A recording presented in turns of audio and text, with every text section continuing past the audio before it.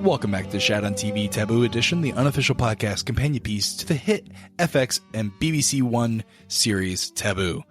I am one of your co-hosts, Roger Roper, and alongside me is my main man, Gene Lyons. You tell Carlsbad that I want tea. And this is our fan email episode where we look back on this week's episode of Taboo and respond and read the top feedback and analysis from our listeners who wrote in a little segment we like to call Taboo River Rants.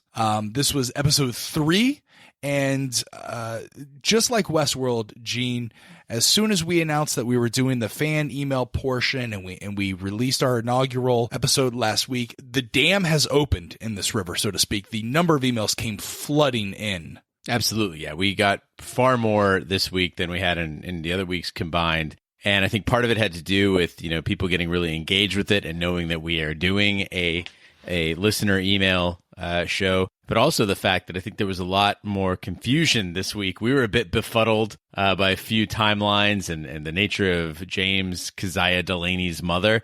True to form, the fans stepped up, wrote us, and really solved this for us. So huge kudos to everyone for giving us that information. Again, all these minds working together really made for a great hive mind effort in figuring all these mysteries out. Yeah, there's a couple things that I do want to clear, though, that came from a couple of comments on YouTube and emails and comments on shatontv.com. I do realize that sometimes in recording, I misspeak and I miss a character. And so I think I made a comparison. I said, it's Mark Gatiss, who is playing the Prince Regent. And by the way, that's Moriarty on the TV show Sherlock. The outpouring of Sherlock fans that have written to me and said, you're an idiot. It's not Moriarty. It's Mycroft. Yes, I do realize it was Mycroft. I completely misspoke, but thank you so much for writing in. That means you're listening. That means you're actually listening to the show and what we have to say. You also had a slip of the tongue. Yes, I referred to the guy who plays Pettifer. I thought that was Wormtail from Harry Potter. That's not a slip of the tongue. That's just a slip of the brain. I literally thought it was the same person, completely different character. So I apologize for that. That is not Wormtail, although they do look strikingly similar.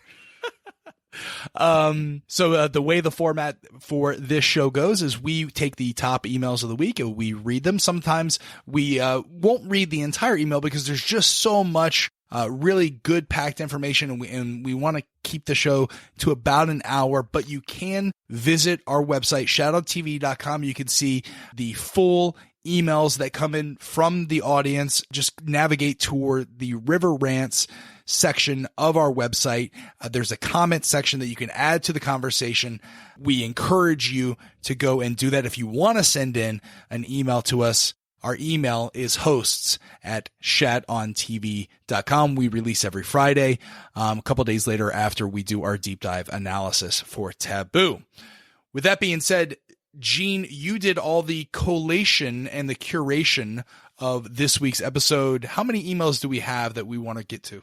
I think we're going to shoot for 10 today, try to get that in the allotted time. We had about double that as far as emails go, and it's not necessarily that the other ones were poor quality, but sometimes they were saying the same thing, or we've got a person who wrote multiple, and we don't want to dominate with. We want to get some different voices in there. So this is a good smattering of different topics, also some different viewpoints, different voices. I think it's a good mix of 10.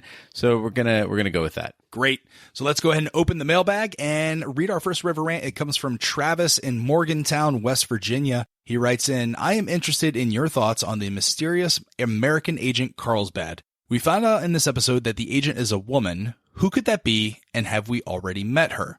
Permit me to present a bit of tinfoil theory. If you followed us on Westworld, tinfoil hat, you no matter how crazy your idea is, this is a safe space. You can tell us your theory here. He goes on to say Carlsbad is Lorna Bow. We know from episode 2 that the Americans are blockading England in the Irish Sea, and we also know that the Irish grain and supplies are assisting the Americans. Lorna shows up to dispute Horace's will with a marriage certificate from Ireland. Additionally, we find out that the Crown has hundreds of spies in their service. The East India Trading Company also has numerous spies. We have to imagine that the Americans have several operatives in London as well, since Dr. Dumbarton mentions that he had James followed, thus saving his life after the stabbing. What better way for the Americans to have an agent on the inside of James Delaney's plans for the strategic and desirable Nootka Sound than someone who controls half his holdings? All the best. And again, that comes from Travis in Morgantown, West Virginia. Gene, your thoughts? I think that, it's certainly plausible. However, I don't know if I'm ready to jump on that yet. The evidence is pretty scant. We know that it's a woman. The Irish connection seems to be, useful. However, at the same time, Lorna Bow, unless she's a very good actress, seems a bit overwhelmed by the whole situation. In fact, she doesn't really take the threat seriously until she is abducted and taken to the Duke of Richmond. In that sense, I feel that if she were enlisted in this, she might be an agent, but not an agent that plays a role as elevated as Carlsbad. The Big D, who couldn't join us because he's editing our Shat the Movies podcast, he has this idea that Brace and Lorna are in it together, and they are conspiring. They're a team against James. I think that theory is more far-fetched than what Travis presents here. When you lay out the facts that Travis has here in terms of historical times with the Irish assisting the Americans, and the fact that we do know for a fact that Carlsbad is a woman. And let me present another little piece of here just to add on to Travis's theory here. Lorna seems to be able to handle herself in a situation pretty quickly. When the Duke Richmond tries to put her hands on her, she goes straight for that knife and just starts stabbing the shit out of him, right? And she doesn't seem too deterred when she's in the house. And she seems to, if she was just a theater actress / prostitute, as many of them were at this time, they wouldn't have all their act together as the character Lorna Bow seems to have. So I think it's completely plausible, and I've completely bought in to Travis's assertion that Lorna Bow is indeed, in fact, Carlsbad, and that's going to be one of the big reveals this season. So, Travis, thank you so much for writing in. You and I will share a beer together virtually if this comes true. The next River Rant continues on about Lorna Bow. It comes from Bill in Toronto. He writes, on the topic of Lorna Bow, James found the playbill in a drawer with her name circled. Could this not have been part of Brace's research in finding a suitable decoy wife to split the inheritance with Zilpha to ensure the East India Trading maintains a control of the situation? I'm sure he has suitable resources to secure the corroborative marriage report from a corrupt Irish priest. Furthermore, is Brace not in the best position to poison Horace?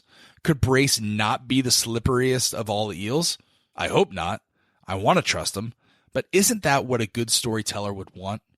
I might be biting off more than I can chew here, but did James not immediately spit out the Malay's neck flesh after biting it? If he truly believed in the regenerative power of consumption of the flesh of his combatant, would he not likely have swallowed it? And would not the director have made a special note that he had? No. I think it's meant to reinforce a reputation which he may or may not have earned. So there's two questions that he's asking. The first one is about Lorna Bow and Brace. Gene, your thoughts on that? So on the topic of Lorna Bow, I do agree that the circling of the name is a curious fact that will eventually reveal something big about either Brace or Lorna or Horace. I don't know what it means yet. It seems that, I still keep thinking back to Brace being a suspect, but also at the same time, the show is showing you how much James is suspicious of Brace. And in that sense, they may be trying to, throw you a red herring there. I'm not too sure on that one. It could be Brace, but at the same time, it seems like at this point, that might even be a little too obvious. The one thing I do say here, or I do think could be, is Brace is slowly poisoning James for some unknown reason. So that's the only reason I think that Brace could be the slipperiest of eels, because it does seem that, we've talked about on the previous podcast, James seems to have all his hallucinations shortly after he drinks some of the brandy that Brace gives to him. In terms of the regeneration and the regenerative factor when he bites the flesh, some had suggested that maybe he's a vampire, or this is part where he gets his supernatural powers from. What do we think of that? Yeah, some of the theories that I had when we first talked about this scene where he bites his attacker after he's clearly incapacitated him. I thought, maybe it was some sort of a ritualistic thing, but the more plausible is that he's, again, trying to, enforce a reputation. He knows that word will spread. London at this time is a big city, but certainly not too big, especially with that many spies around, for people to, for word to get out that this man is a madman, that he's an animal, and, that causes people to not maybe want to come at you directly. It teaches them a lesson. It sends a message. Yeah, I don't believe that he has any kind of regenerative powers or he eats flesh for that particular reason. In fact, we meet an actual cannibal, Atticus's brother-in-law, I believe that he's sailing with or he's with. That he's a known cannibal. I don't think that James eats flesh for the purposes of any kind of crazy religion or anything like that, nor is he a vampire. In addition to that, we clearly see him going to Dr. Dumbarton, getting stitched up, being in pain throughout, the episode. He's clearly in pain, not regenerating, not self-healing. So he is, as Big D said in this episode, shown to be quite human and quite capable of being injured. Bill, thank you so much for writing in. We really appreciate that. The next River Rant comes from Kevin. He writes, "Hi, Shatters. I'm a fan since Westworld, and I'm spreading the word and rating you up." Thank you so much, for Kevin, for that. Here's some more timeline notes I took after cracking up hearing you guys debate James's mom situation ad nauseum. He was LOFing off today. Yeah, that's why we kept it in. I found myself cracking up as well. He said, per episode 1, and he's basically given us the timeline here, which thank you so much. Per episode 1, Delaney returns to London after 10 years. The date is 1814, which, by the way, who had his horse waiting, by the way? That's what he writes. Anna, a.k.a. Salish, was James' bio mom of Nootka descent, went crazy, and was committed to Bedlam when he was very young. We know this because when the East India fat cats are running down James's resume around the 17-minute mark, they say, James's exhausted father and his new bride committed James as a cadet to East India at the age of 11 in 1798, something to that effect. In 1800, James went bad and did all that crazy Navy shit like breaking necks, etc. He was only 14. Impressive. I think I was skateboarding when I was 14. 1802. James went to Africa at the age of 16. Now, I have to think that he was sailing back and forth London to Africa with his dad's company, and I think that's when he did the even crazier shit of legends that the show keeps alluding to. It's about a 7-week trip across the Atlantic in the 1800s, so he could have made a few trips in that period. I also hypothesize that this is when he started the hanky-panky with his half-sis, Charlie Chaplin's super hot granddaughter. There was some ship hopping where James sailed on the ship Cabinda to Cornwallis, then was on the slave ship Influence to Antigua. The ship sank off the Gold Coast in Africa? Theory-wise, I find it hard to believe James was taken slave. It seems more likely he was leading or part of the crew. It might be interesting to look up some of those ship names to see if they are actually real ships. Now, there's this missing 10 years between James being 18 and 28 where he was presumed dead by his father and others in London. This has to be him voyaging to Nootka somehow to learn his ancestral tribal ways, right? Unless his father taught him in those prior 2 years. Anyways, I'm loving the show and the podcast. Keep up the good work. And again, that comes from Kevin. Great email, Kevin, by the way, in terms of these factoids that he's presented us here. Gene. Yeah, I think it's interesting in the sense that he placed when this romance occurred between James and Zilpha, which was one of the problems that we had was when we were looking at this timeline, trying to figure out where would that have been, because most of the time that we knew of them being around each other, they would have been very, very, very young, and that wouldn't have been a possibility. But in this sense, it makes perfect sense that in that time, in the 1800s, James is a teenager. His father is very busy with the business, and he would have had some time. This is after he was a cadet, essentially, to be involved with her. So it makes a lot of sense. I like it. The Gold Coast is. He asked the question. The Gold Coast is off of Africa. That is correct. Yes. Well, there's several Gold Coasts because there's also the Gold Coast off of Queensland.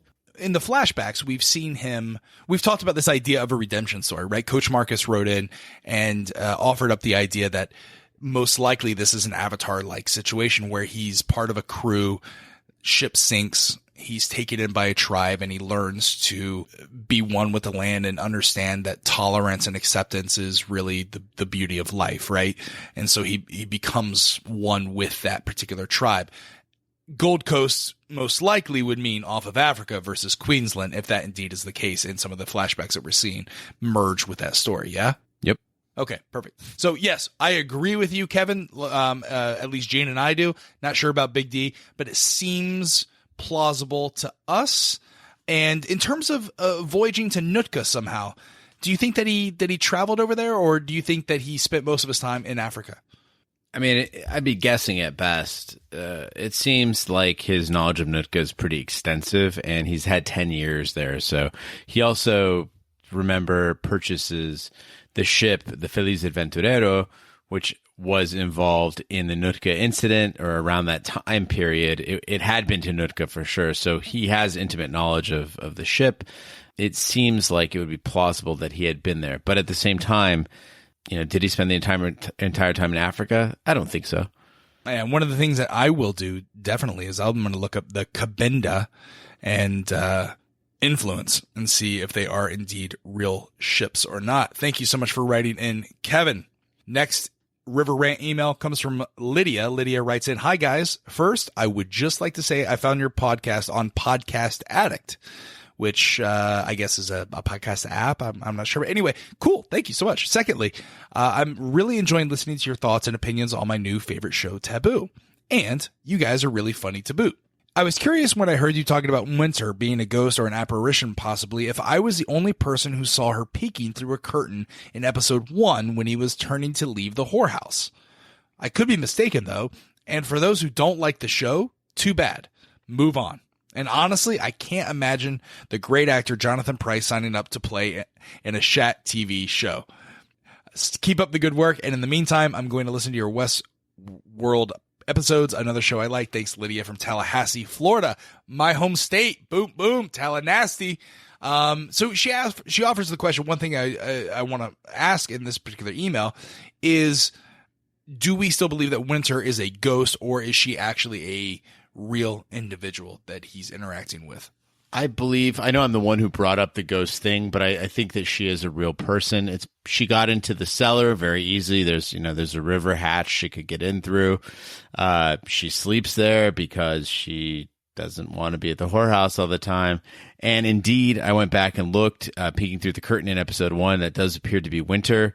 Other people online have also spotted the same thing, so it seems to be accurate, Lydia. I don't think you're mistaken on that is her. So I think she's a real person. She's an odd character, and certainly one that is highly mobile and highly knowledgeable for her age. So I don't think it's the last we've seen of Winter. I think she'll play a pretty important role in this season. Bingo, right there. Thank you, Lydia, for writing in. We really appreciate it. Next email, River Rant, comes from, is it Kildare? Kildare. Kildare. Okay, Kildare. They write, I absolutely have no evidence to back this up, but it is my belief that Zilpha is the older of the two siblings. She's born, the mother dies, and Horace goes away to the New World and buys Salish, James's born later. I don't know why I think this is, and I have no evidence for it, but I also believe that Zilpha was probably the initiator of their relationship in the beginning. A man like James Delaney, not all men, doesn't become that obsessed with a woman, especially in those times, unless the woman was initially the aggressor. Now, this could totally just be skewed female perspective on my part, and I could be totally wrong, but that's just my take on it so far without further information. One other thing I caught was when James decided to give Lorna a room. She mentions that she has some of Horace's papers and things. Immediately, James yells for Brace to get her a room. So rather than seeing something nefarious in Brace's actions, I actually assumed James was trying to get on her good side to get his hands on any of his father's belongings that Lorna still possessed. I don't know why, but I'm just not feeling the whole Brace is evil or the killer here. Again, I could be completely wrong, but for some reason it seemed more mundane than your reactions suggest. And again, that comes from Kildare. So the first thing is, Zilpha, is she indeed older than James? And It's Anne Delaney. That's his bio mom. That's James's bio mom. We just assumed James was older. She was renamed Anne. Yeah. Oh, she was renamed. Okay, so talking about Salish, is Salish her name? It's a term for indigenous individuals from Northwest America, from Northwest North America. Right. So in the conversation that James has with Brace when he comes back to London for the first time in 1814, Brace says James's mother was from Naples and her name was Anna. And James corrects Brace and says, no, she was Salish from Nootka Sound. Right. So he's saying her name. Mm-mm. I'm going to have to disagree with you on this. The fuck are you talking about? That's a script. It's a literal transcript. She was Salish, meaning she was an indigenous member. She wasn't Sicilian. He said she was Sicilian. No, and her name was she was Napolese. Napolese, whatever. So I think he's describing Salish. If you look up on the Wikipedia, Salish, that's an indigenous. They wouldn't put two different names on a tombstone. They would just put like the reason that she's there buried is because she was Salish, meaning she was an indigenous individual. That's what you put on a tombstone. You put her name and then the reason she's buried. So Salish is describing the fact that she was an indigenous member from North America. She was Indian. She was a heathen. But no, I get that. What I'm saying is that was okay. Whether or not that was her Christian name, that is the reference to his mother. Like that's what he calls her.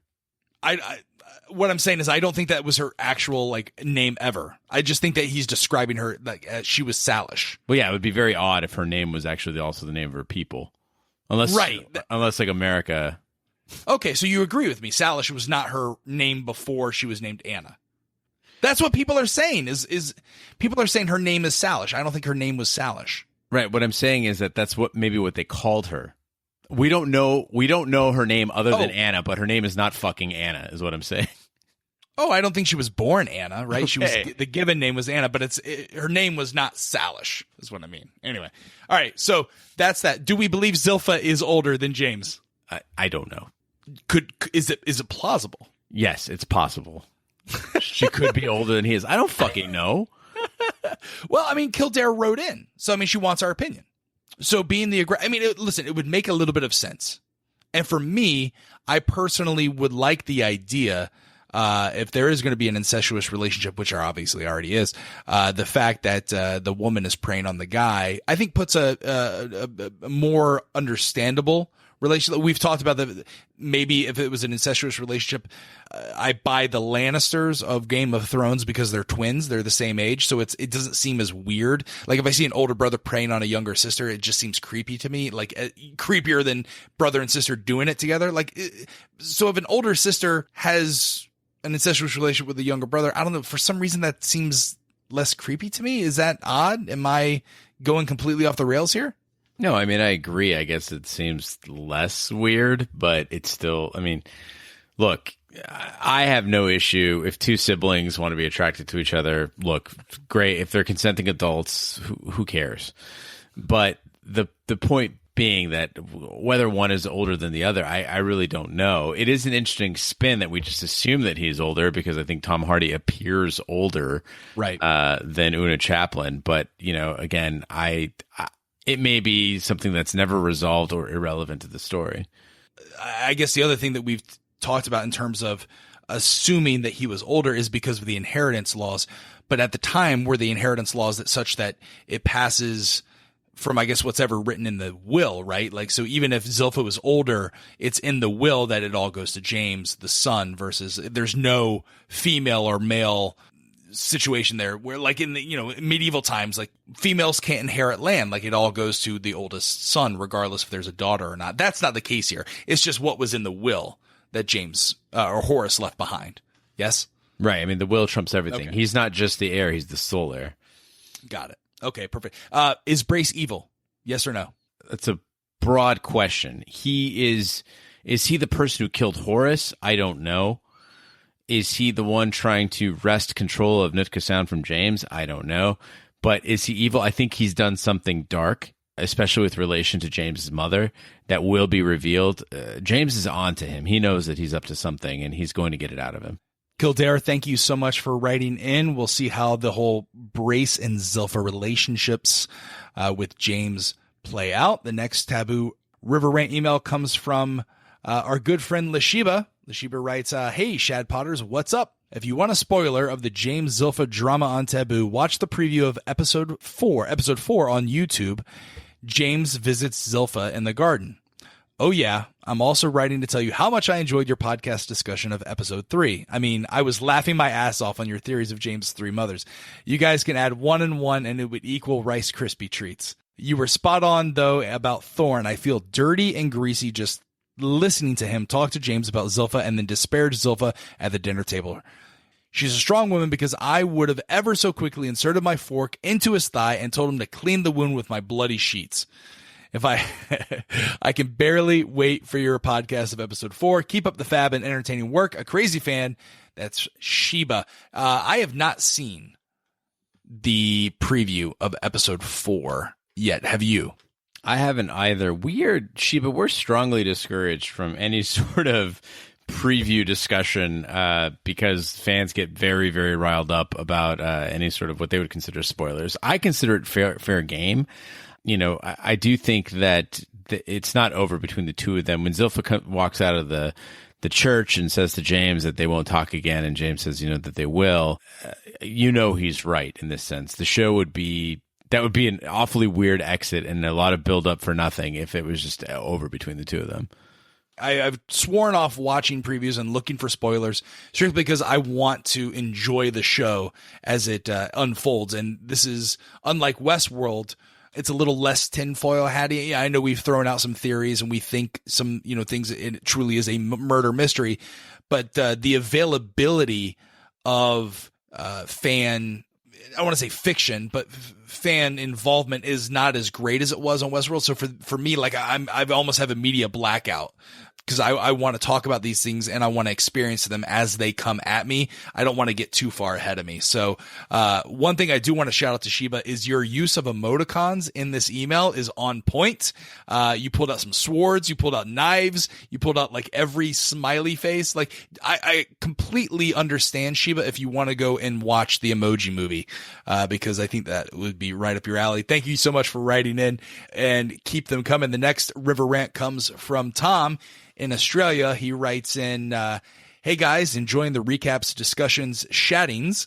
Here's my take on James's mother and timeline. Horace Delaney purchases Salish. At some point, they have a child, Mary, and rename her to Anna Delaney. In 1787, James Delaney is born, working back from the information the show has given. 1795, Anna Delaney, Nooka mother, dies. They're the same person. James was raised believing her name was Anna and that she was from Naples. Age 11, James is sent to the East India Cadet School, and Horace has a new bride from EIC meeting episode 1, Mr. Wilton's report in 1802. James goes to Africa and drowns a year later. In 1814, James returns. That's the present day. Now, we don't know when Anna Delaney was locked in her room or committed to Bedlam. She may have been in Bedlam for years. I'm assuming that's what Brace told James about keeping his mother locked up for her own safety was true. It was to keep her from being committed to Bedlam. We don't know how old Zilpha is or anything about her mother, only that her and James got up to some naughty stuff sometime before he goes to Africa. Oh, and I think those gang of kids are called wharf rats, but I could have just snorted too much powdered tobacco and made that up. Cheers and keep on chatting. That comes from Tom in Australia. So we've got another timeline here. What do you think about this, Gene? Yeah, I like this timeline because it kind of explains why James could have been around his mother, had her in the same house, and still not known what happened to her. That there was still some mystery to him, and that's because he wasn't fully aware of with his coming and going, and also with her being committed to Bedlam, like everything that was going on. The interesting thing to note about Bedlam, if you're not familiar, so Bedlam is the nickname for Bethlehem Hospital, and it became synonymous with a nut house, basically, right? When people say Bedlam, it was Bedlam in there, right? It was crazy. Every sort of like trope that you think about when you think of insane asylums is basically generated from Bedlam. It's actually still functioning. It's been in use for 600 years. And if you can imagine an insane asylum that's been in constant use for 600 years, there's a lot of history there. But at the time, again, you're thinking this is early 19th century, the treatment was not exceptional for the mentally ill. You did not want to go there. Absolutely not. Yeah, I like this. I like this. It's a very similar timeline to the ones that we've discussed earlier on the in some of the emails that we've just read. But yeah, this makes a lot of sense. I wish we had this before we had our discussion on the last episode. It would have made things a lot easier. Yeah, I mean, we knew you'd all come through for us, though. And that's, we threw ourselves groveling at the feet of the listener to let us know what the hell is going on. Again, we kind of, as Big D pointed out via Twitter and Raj pointed out via Instagram, we had figured it out shortly after recording, but the point was that we wanted to give you kind of a glimpse into the actual dialogue that goes on, or trialogue that goes on between the three of us when we're trying to sort something out. And that was even a truncated version. There was much more discussion. We went at it until we finally resolved to just give our 3 different theories on what the hell was going on. We got to Rice Krispies. That was the sum of the equation. Thanks, Tom, for writing in. Next River Rant comes from Nico. Nico writes in, "Hello, gentlemen. I wrote in previously about Taboo's plot connection to H.P. Lovecraft's Charles Dexter Ward, but I wanted to go a bit deeper this time. First, I'd like to bring in Arthur Macken's The Great God Pan, the beginning of which introduces us to a woman who is experimented on in order to open her mind to the spiritual world around us, or as Dr. Raymond would say, seeing the Great God Pan. If we believe that the ghosts of Taboo are real, then I believe a similar procedure has been done on James. However, instead of a character like Dr. Raymond, I believe that either native Africans or the people of Nootka Sound initiated it using something akin to Celine. Is it Undulta? Is that okay? Celine Undulta. It is further important to point out that the women who underwent this procedure in Macken's story went horribly insane, and I believe we're starting to see glimpses of James' spiral into a similar insanity. Going back to H.P. Lovecraft, there are some things man is not meant to know or see. There is one other fact that I don't believe anyone has brought up yet. We know Zilpha is James's half-sister, but I believe she is the daughter of James's mother, not his father, and has been raised English. I think there could also be a subtle connection between Zilpha and her namesake, Zilpah, implying James's son is also Zilpha's. As always, thank you for your time and your amazing podcast. Keep up the good work. And she goes by Nico. Thank you, Nico, for writing this. And I think, she goes by Nico because that's her name. Great email. Now, you're our literary expert, Gene. Break this down for us non-readers. Okay, so The Great God Pan, I had not read, but I've read the summary of it, and it essentially, very much like, you're going to love this, Raj, like the OA, it's about experimenting to open your mind to the spiritual world. As Nico says, this seems like it could be, you could be onto something. We've been trying to figure out the source of James's divination, his ability to communicate with spirits, if he is in fact not hallucinating.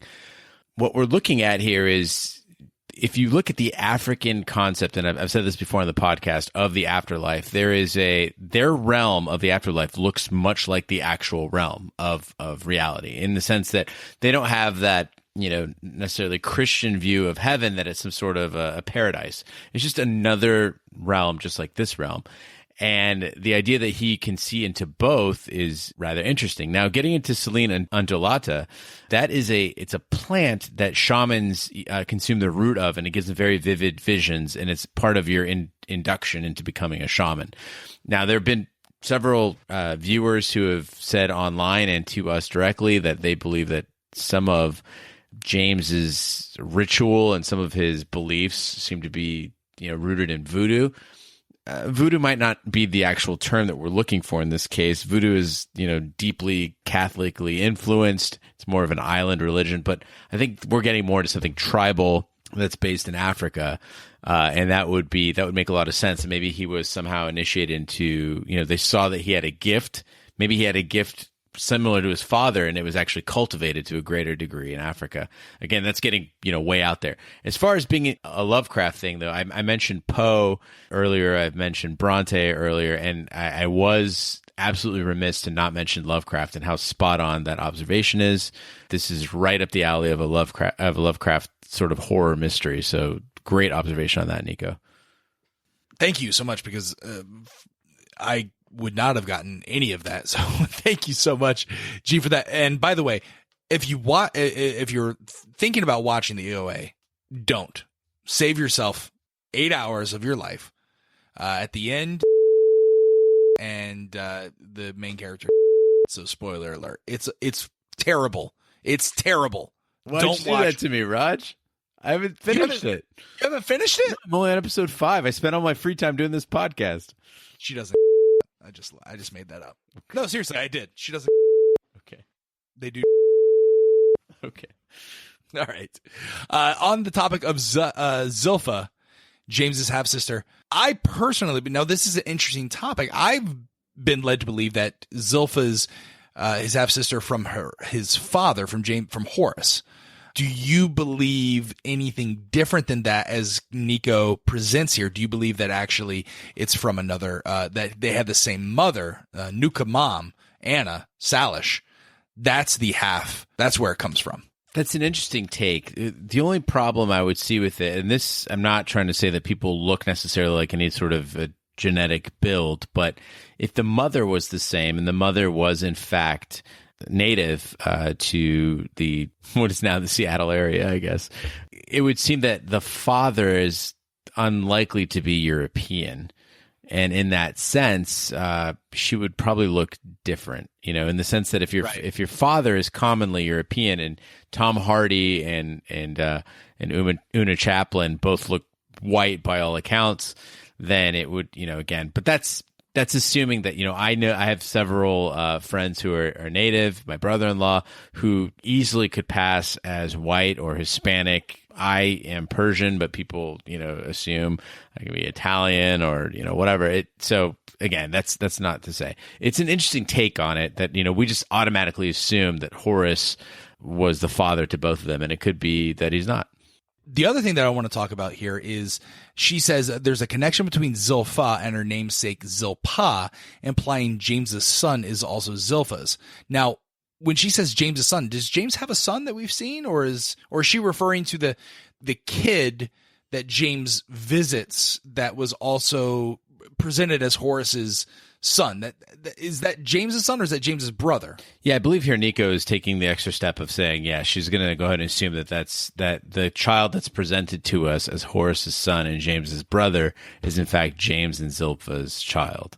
Now, when she says Zilpah, I had to Google this, and so this is coming straight from Wikipedia. It could be completely wrong. But in the book of Genesis, Zilpah was Leah's handmaid, whom Leah gave to Jacob to wife to bear him children.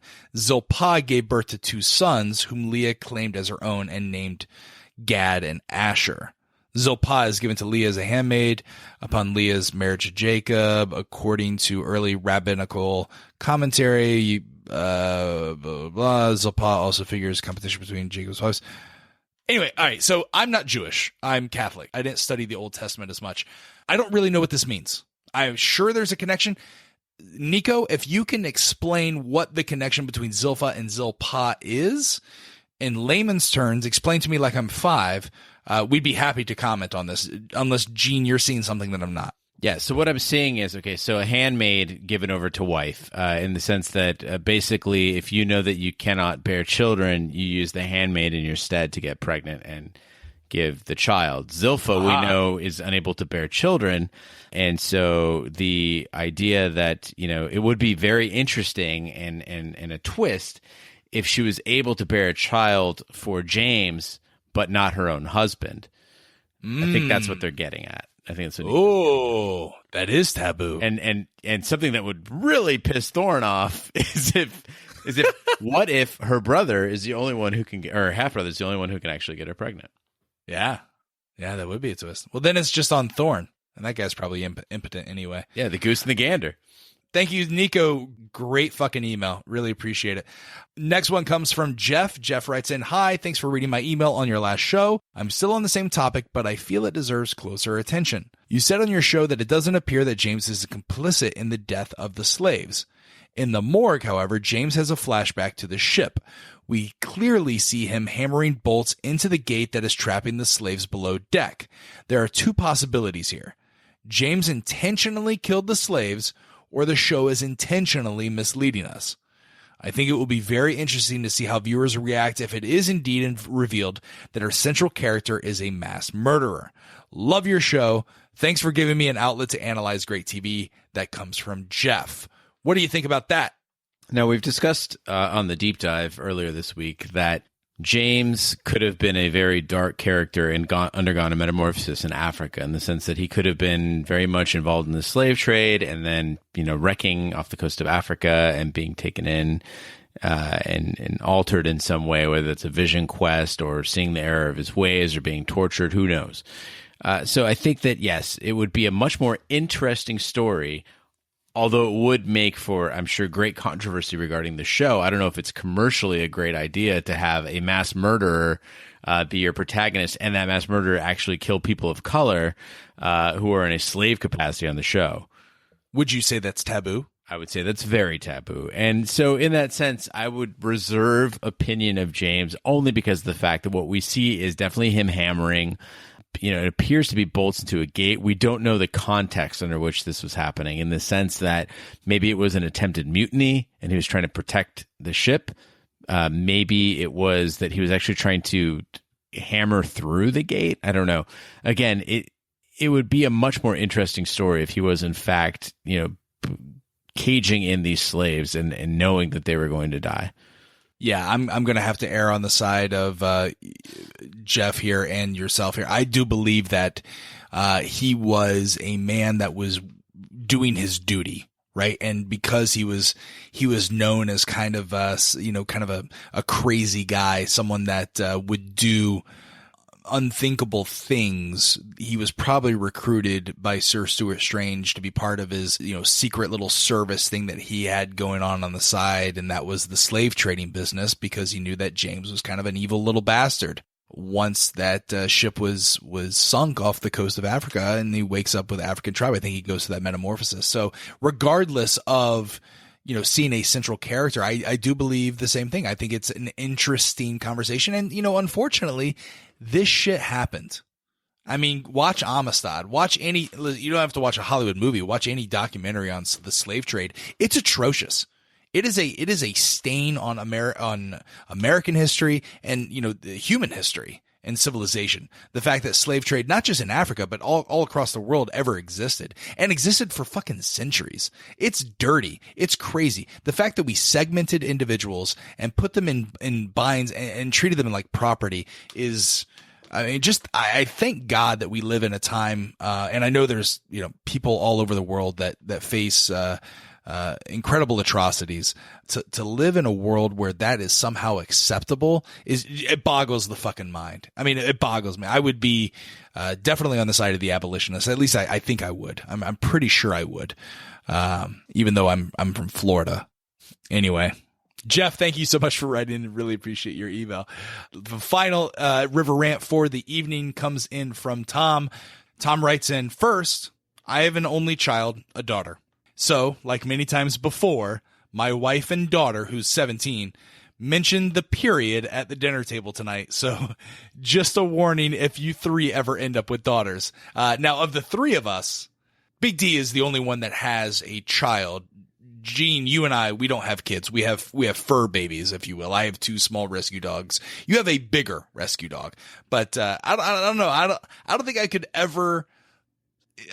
I'd like to think that I'm like that progressive dad that would go out and buy their daughters their necessary accoutrement. But I don't know. There's still an embarrassing thing about that. I don't know. Oh man, I have no problem going in. I go to Costco and buy tampons by the economy size box. When I was a kid, my sister, when I first got my driving permit, I would actually drive to the store to get her feminine hygiene products, and I had no issue with that. And with my dog, she's 3 years old, and there was a time for a little while where I had to regularly express her anal glands. So I'm totally okay with women and fluids. I'll credit my wife with this parallel. She's going back to school for a degree in literature, and she's developing a thesis on The Great Gatsby. So, after dinner tonight, she was talking in a stream of consciousness about her difficulty developing this thesis and discussing Gatsby's character, and it seemed to match some of the stuff in Taboo. sent to the military because that's what the rich did, although Gatsby wasn't, and were the Delaneys at the time? I don't know. Anyway, flawed, in fact, a mobster, dark past, and whose real purpose isn't to make money but to impress Daisy, meaning Daisy is Zilpha in Taboo. At one point, Gatsby wakes up in a gay man's bed, but it's not believed he is gay. Godders. Maybe I'm reaching, and I haven't read the book in some years. Gene might have I had to put some thought into this or debunk it. But lastly, it seems James has abandoned the search for his father's killer and solely focused on revenge. And I still believe there is more to Nootka Sound than the trade monopoly. Otherwise, the East India Trading Company would just take another of the many sounds on the island. Thanks. And that comes from Tom. So he's making parallels between Great Gatsby and Taboo. You're our literary expert. Do you see the same as Tom? Yeah, Tom, you did a great job, and so did your wife, of outlining these parallels. But there are some key differences between the two. First of all, Gatsby is a puppet. He does not have really ambitions of his own other than impressing Daisy, but he is firmly in the grasp of Meyer Wolfsheim, and he does not he doesn't operate as independently. Also, Gatsby is very careful to cover up his past. He's very secretive about his past. James wants everyone to know about him. He's very open about that. And even the dark stuff, he wants people to think he's even more nefarious than he is, whereas Gatsby tries to present a more polished image than he actually deserves. And finally, I think one of the other parts is that his ambitions, in the sense that what drives him. James is driven by an attraction to Zilpha, but I think more importantly, he's driven with the idea of crushing something nefarious. Gatsby never had that impressive or that true an ambition. There was no big bad that he was trying to take down. So I think that there are some similarities. I wouldn't be surprised if the character was based in some degree off of Gatsby, but I think if you take it a step back, that it's much more in line with Heathcliff from Wuthering Heights than Gatsby from Fitzgerald's work. Tom also writes that he thinks that the character of James has abandoned the entire search for his father's killer and instead focused on revenge on the EIC. Do we believe that he already knows who the killer and that's why he's diverted his attention to revenge? Or do you think that that's just a misstep by the writers and the more interesting story arc is to focus on the revenge, not the murder mystery? That's a really good observation, Raj. I hadn't really thought about with regard to him probably already knowing who did it. I mean, he's a smart guy. He's probably figured that part out. And it seems to me, again, from what we saw in the last episode, James is, in episode 3, communicating with Zilpha about the life that they could build together beyond this. He wants a trade monopoly. He wants to get the company going. And it seems like he wants to get out of London. And all that points to the fact that, he's not necessarily hunting the killer at this point. He just wants to be prosperous and move on. Again, kind of going to, to the bird on his back, that idea of building a future based on the lessons from the past, the Sankofa. I think he wants to put this behind him and move on, but he's got, but he wants to take the EIC down in the process. In essence, it doesn't matter who killed his father. He wants to take the EIC down. For maybe reasons of what they did to him even. Great. Tom, thank you so much for writing in. Really appreciate that. All right, so that does it for all of our emails and River Rants for this week. Gene, is there anything that we need to talk about or discuss before we shut down and get ready for next week's deep dive into episode 4? No, just a big thanks to everyone who wrote in. Appreciate it. And make sure if you were not read on here, or even if you were read on here, make sure to go to shatontv.com. And there is a section for River Rants. We also have a separate section for the Westworld Telegraph, where you can read all of these in their entirety. We've truncated a lot of these for the sake of time. So these were much more sprawling, much more detailed emails. And so I highly encourage everyone to go read them there, respond there, and keep that conversation going throughout the week. Again, there's a lot more quality stuff that either we've read previously or just didn't get read at all, and I love to read through those and to share those with everyone. Yeah, absolutely. And you can continue that conversation on shatontv.com. We have an entire comment section, so you can be part of the archive and the history and keep that conversation going. You can also interact with Shat on TV on Twitter, on Instagram, on Snapchat. You can interact with Big D, with Gene, and myself. We're all on Twitter. You can find our bios. You can find our Twitter handles in the bio of Shat on TV. Find us on Facebook. We're just search for Shat on TV podcasts. Again, the email to be part of River Rants is hosts@shatontv.com. We're everywhere fine podcasts can be found, including iTunes, Google Play, Stitcher, and YouTube. Be sure to subscribe. And if you stop by any of those, please be sure to leave a 5-star review. That helps the podcast grow. Share with a friend, share on your social media, share everywhere. And if you like what we do here at Shat on TV and you'd like to support us, we have a little merchandise shop store where we have a couple of limited edition Westworld shirts still available. We're thinking about doing something for Taboo. We've got a couple designs that people have written in. We may need to hop on that and get that done, but that helps keeps the lights on over here at Shat on TV. So on behalf of my co-hosts, Big D, who couldn't join us, and the bearded one, Gene Lyons, I'm Roger Roper. Be sure to join us next Tuesday for episode 4 deep dive, and then Friday for River Rants. Thank you so much for listening. We'll see you next week.